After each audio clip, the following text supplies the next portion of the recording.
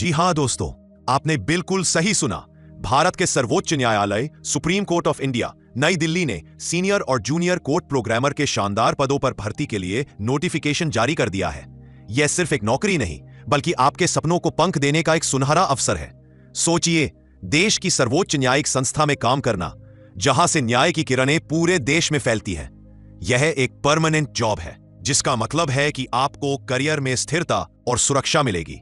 और सबसे अच्छी बात, आपकी पोस्टिंग देश की राजधानी नई दिल्ली में होगी, जहां आप अपनी प्रोफेशनल लाइफ के साथ साथ एक शानदार जीवन शैली का भी अनुभव कर सकते हैं।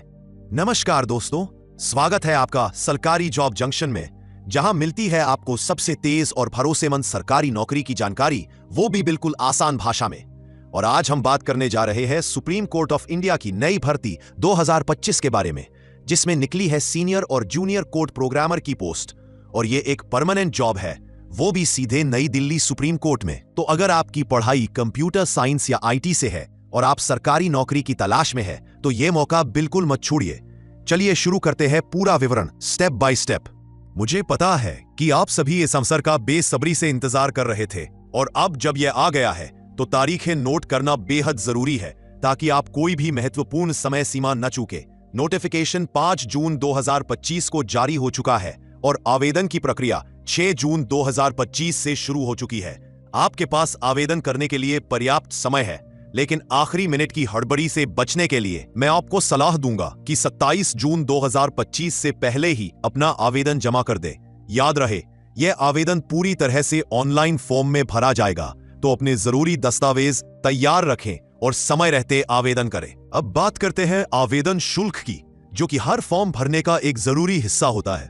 दोस्तों, इस भर्ती के लिए आपको अपना आवेदन शुल्क पूरी तरह से ऑनलाइन माध्यम से ही जमा करना होगा।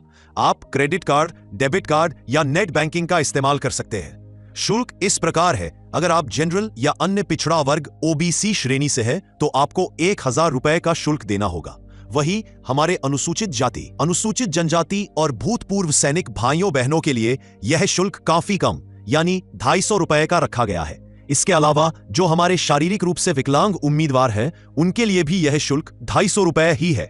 यह शुल्क नॉन रिफंडेबल होता है, इसलिए फॉर्म भरने से पहले अपनी योग्यता जरूर जांच लें और सही श्रेणी का चुनाव करें, ताकि कोई गलती ना हो। अब हम बात करेंगे आयु सीमा की, जो कि किसी भी सरकारी नौकरी के लिए एक बेहद जरूरी मानदंड होता है। दोस्तों, इस भर्ती में आपकी आयु की गणना 1 अप्रैल 2025 के आधार पर की जाएगी। इसका मतलब है कि इस तारीख तक आपकी उम्र निर्धारित सीमा के भीतर होनी चाहिए। अच्छी खबर यह है कि सरकार के नियमों के अनुसार आरक्षित श्रेणियों के उम्मीदवारों को आयु में अतिरिक्त छूट भी मिलेगी, जैसा कि हमेशा होता है। तो अगर आप जूनियर प्रोग्रामर पद के लिए आवेदन कर रहे हैं, तो आपकी उम्र 18 से 30 वर्ष के बीच होनी चाहिए। और यदि आप सीनियर प्रोग्रामर के पद के लिए इच्छुक हैं, तो आयु सीमा 18 से 35 वर्ष निर्धारित की गई है। मेरी सलाह है कि आप अपनी जन्म तिथि के हिसाब से अपनी आयु की गणना कर लें और देख लें कि आप इस पद के लिए पात्र हैं। अगर आपको आयु में छूट मिलती है, तो उसका लाभ लेना न भूलें। सुप्रीम कोर्ट ऑफ इंडिया द्वारा निकाली गई इस भर्ती में कुल 26 पदों पर भर्तियां की जाएंगी, जो 2 अलग अलग कैटेगरी में विभाजित है, एक जूनियर लेवल के लिए और दूसरी सीनियर लेवल के लिए। सबसे ज्यादा रिक्तियां जूनियर कोर्ट असिस्टेंट कम जूनियर प्रोग्रामर के पद के लिए है, जिनकी संख्या 20 है। यह पद उन युवाओं के लिए एक शानदार अवसर है, जिन्होंने कंप्यूटर साइंस या आईटी से पढ़ाई की है और सरकारी क्षेत्र में अपना करियर बनाना चाहते हैं। वहीं दूसरी तरफ सीनियर कोर्ट असिस्टेंट कम सीनियर प्रोग्रामर के लिए 10 पद निर्धारित किए गए हैं। ये पद उन अनुभवी उम्मीदवारों के लिए है, जिनके पास इस क्षेत्र में वर्षों का कार्य अनुभव है और जो सीधे उच्च स्तर की जिम्मेदारियां निभाने के लिए तैयार है।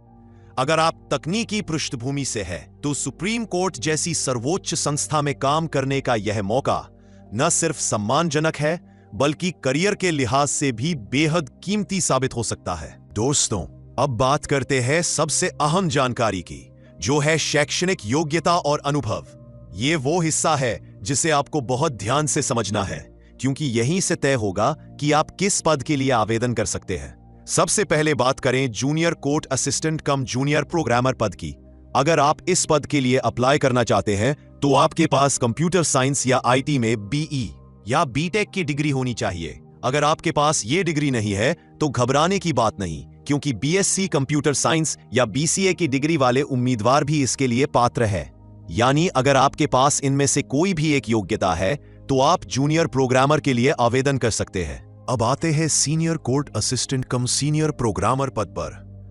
यह पद अनुभव वाले उम्मीदवारों के लिए है। अगर आपके पास कंप्यूटर साइंस या आईटी में बीई या बीटेक की डिग्री है और साथ में 6 साल का अनुभव भी है तो आप इसके लिए आवेदन कर सकते हैं। वहीं अगर आपने एमसीए या एमएससी कंप्यूटर साइंस की डिग्री हासिल की है और आपके पास 6 साल का अनुभव है तब भी आप इस पद के लिए योग्य है। इसके अलावा एक और विकल्प है। यदि आपने बीसीए या बीएससी कंप्यूटर साइंस की डिग्री न्यूनतम 60% अंकों के साथ पास की है और आपके पास 7 साल का अनुभव है तो भी आप सीनियर प्रोग्रामर पद के लिए आवेदन कर सकते हैं। तो अपनी डिग्री और अनुभव को ध्यान से मिलाएं और देखें कि आप किस पद के लिए सबसे उपयुक्त हैं। सुप्रीम कोर्ट ऑफ इंडिया की इस प्रतिष्ठित भर्ती प्रक्रिया में उम्मीदवारों को कई चरणों से होकर गुजरना होगा। ये चयन प्रक्रिया इस तरह से तैयार की गई है कि सही और योग्य उम्मीदवारों का चुनाव पूरी पारदर्शिता और निष्पक्षता के साथ किया जा सके। सबसे पहले आपको एक ऑब्जेक्टिव टाइप रिटन एग्जाम देना होगा जिसमें आपकी सामान्य समझ, लॉजिकल थिंकिंग और बेसिक कंप्यूटर नॉलेज की जांच की जाएगी। इसके बाद होगा एक टेक्निकल एप्टीट्यूड टेस्ट जो कि पूरी तरह से ऑब्जेक्टिव प्रकार का होगा। इस टेस्ट में आपके टेक्निकल कॉन्सेप्ट्स, प्रोग्रामिंग स्किल्स और कंप्यूटर साइंस से जुड़े ज्ञान की परीक्षा ली जाएगी। अगर आप इन दोनों परीक्षाओं को सफलतापूर्वक पास कर लेते हैं तो आपको एक प्रैक्टिकल एप्टीट्यूड टेस्ट देना होगा। इस चरण में आपकी वास्तविक कोडिंग, प्रोग्रामिंग और तकनीकी टास्क को हल करने की क्षमता का मूल्यांकन किया जाएगा। यानी यह देखा जाएगा कि आप थ्योरी को प्रैक्टिकल में कैसे लागू करते हैं। इसके बाद योग्य उम्मीदवारों को पर्सनल इंटरव्यू के लिए बुलाया जाएगा, जहां आपकी पर्सनालिटी, कम्युनिकेशन स्किल्स और जॉब के प्रति आपकी समझ का आकलन किया जाएगा। इंटरव्यू पास करने के बाद आपको डॉक्यूमेंट वेरिफिकेशन के लिए बुलाया जाएगा, जिसमें आपकी शैक्षिक योग्यता, अनुभव और अन्य जरूरी दस्तावेजों की जांच की जाएगी। अंतिम चरण में सभी चयनित उम्मीदवारों की मेडिकल एग्जामिनेशन होगी ताकि यह सुनिश्चित किया जा सके कि वे शारीरिक रूप से इस पद के लिए उपयुक्त हैं। कुल मिलाकर यह चयन प्रक्रिया न केवल आपके ज्ञान और कौशल की परीक्षा है, बल्कि आपके आत्मविश्वास, प्रतिबद्धता और प्रोफेशनल अप्रोच को भी परखती है। हर चरण की तैयारी पूरे मन से करें, क्योंकि मौका खास है और प्रतिस्पर्धा कड़ी। अब बात करते हैं परीक्षा केंद्रों की, जो आपके लिए एक बड़ी राहत की खबर हो सकती है। सुप्रीम कोर्ट ऑफ इंडिया ने उम्मीदवारों की सुविधा का पूरा ध्यान रखा है। इस परीक्षा का आयोजन देश के प्रमुख शहरों में किया जाएगा ताकि आपको लंबी यात्रा ना करनी पड़े। आप अपनी सुविधानुसार इन शहरों में से किसी एक को अपने परीक्षा केंद्र के रूप में चुन सकते हैं। दिल्ली, एनसीआर, मुंबई, कोलकाता, हैदराबाद और बेंगलुरु ये ऐसे शहर हैं जहां पहुंचने के लिए अच्छी कनेक्टिविटी है। तो अपनी योजना इसी हिसाब से बनाएं और समय रहते अपना पसंदीदा केंद्र चुनें। तो दोस्तों, अगर आप आईटी या कंप्यूटर साइंस बैकग्राउंड से हैं और सुप्रीम कोर्ट जैसी प्रतिष्ठित संस्था में काम करना चाहते हैं तो ये भर्ती आपके लिए गोल्डन चांस है। अभी जाएं और ऑनलाइन फॉर्म भरें 27 जून 2025 से पहले। ऐसे ही सरकारी नौकरी की अपडेट्स के लिए जुड़िए हमारे साथ सरकारी जॉब जंक्शन, जहां हर नोटिफिकेशन होता है सबसे पहले और सबसे आसान भाषा में। अगर वीडियो पसंद आया हो तो लाइक, शेयर और सब्सक्राइब जरूर करें। धन्यवाद। जय हिंद।